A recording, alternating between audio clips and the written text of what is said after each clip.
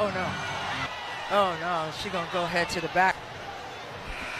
Speaking of a place where the race card loves to be played and becoming very quickly one of our weekly segments and our most fun segments here on Members Club Pod is time, ladies and gentlemen, to talk about the WNBA. Oh, Now, God. there is no lack of theatrics in the WNBA anymore. And honestly, good, because that's going to keep helping them to sell tickets, garner more audience members, right? So good, keep it up.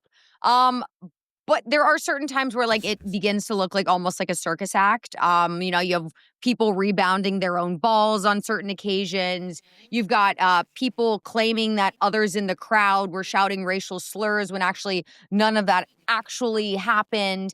And this time around, you have a WNBA player who was just balling out of control until their wig fell off.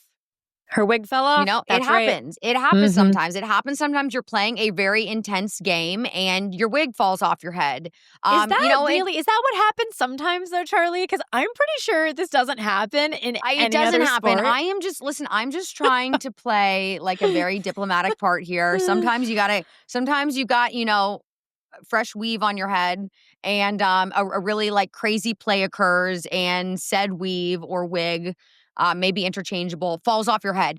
Anyways, catching this player off guard, and if you can only imagine what that would look like in person, like to be at a game and just I wish I see had been there. I want to see get someone tickets going now. from like luscious long locks, like, you know, like doing their thing on the court to suddenly like being essentially bald, and just, you know, freaking out for a second because that's what's going to happen. You're going to laugh. Like that's going to happen. And you should just be able to be like, you know what, that actually is funny. And just either continue doing your thing or brush it off. But no, the WNBA player was so insulted by this fan making fun of the fact that the incident occurred that the player got upset and the fan was ultimately ejected from the game. Women are so unfunny. This is so, imagine, if to your point, if guys did this, it'd be a laugh, they'd shrug it off. By the way, it also just wouldn't happen because the men are, I don't want to say the men are more professional because we all see how they like, how the Marley pretends to fall, you know, like they're men are also dramatic on the court, but it's different and it's for a professional pursuit, you know? This is just, it's kind of like peak girl drama because she cares more about her looks than what she's supposed to be really going for, which is is it baskets? I'm like, keep watching the clip over and over, and it obviously was very unintentional. Half the fun of sports is the trash talk. That's half the game. If you're playing an intense game of basketball, like you're out there like trying to get aggressive, like this girl is like skirting around some other players trying to play. I actually couldn't tell if she was on offense or defense. It doesn't really even matter. Why would your wig not be securely attached to your head? Like By the way, I actually did judo when I was growing up, and I stopped when I got to, it was around 12 years old, where I think that's very cool.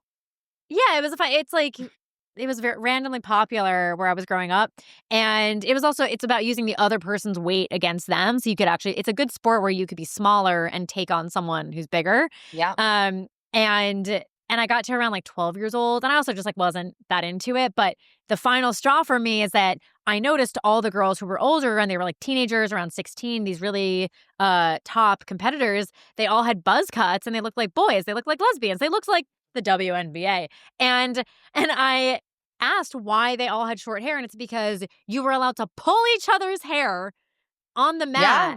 That was permitted, and so they all did it so there was not as much to grab. And I thought, nope, I'm out. I want to be a girl. I'm not cutting my hair. I'm not like shaving my hair off, right? So these are all choices. And then the WNBA wonders why no one takes them seriously. But honestly, like the more I learn about this drama, the more I must go see a game. It's like this reverse psychology of all of this is absolutely, it's like, is this a psyop?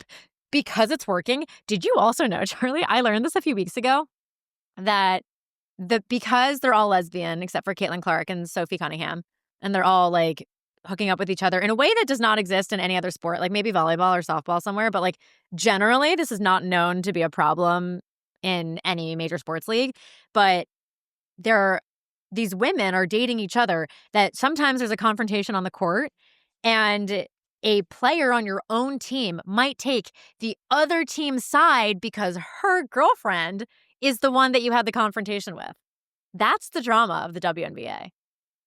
It's just actually surreal that they paused a game because a player's wig fell off. I mean, that is just like something that, I mean, what's next? What is going to be next? Because there are just so many things that have occurred that you're just a little baffled by. I just wonder what's next, because this was a good one. It's going to be hard to top. It's going to be hard to top pausing the game because a wig was snatched off somebody's head and then a fan was ejected as a result of laughing at a wig being snatched off a player's head in the middle of a game. Like, what's next? It's not Can't far. wait. It's not a far cry from the halls of Congress, by the way. But it's like, because this fan was ejected, first of all, so embarrassing for them that their family had to find out that they were a fan of the WNBA, because that's probably how they found out, being ejected from this game.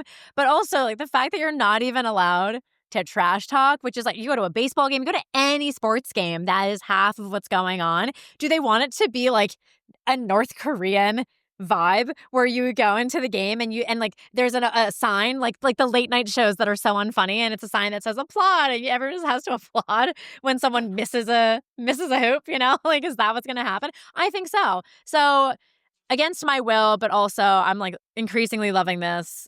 We have spoken about the WNBA for, what's our streak? Has it been 3 or 4 weeks in a row I think that we've we're had to three, talk yeah. about them?